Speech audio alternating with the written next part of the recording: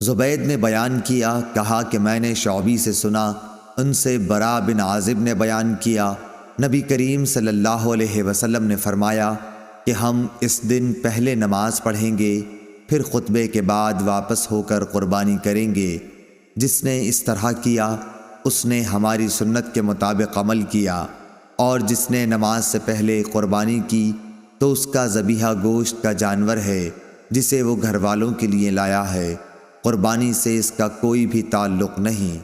ایک انصاری رضی اللہ عنہ جن کا نام ابو بردہ بن نیار تھا بولے کہ یا رسول اللہ صلی اللہ علیہ وسلم، میں نے تو نماز سے پہلے ہی قربانی کر دی،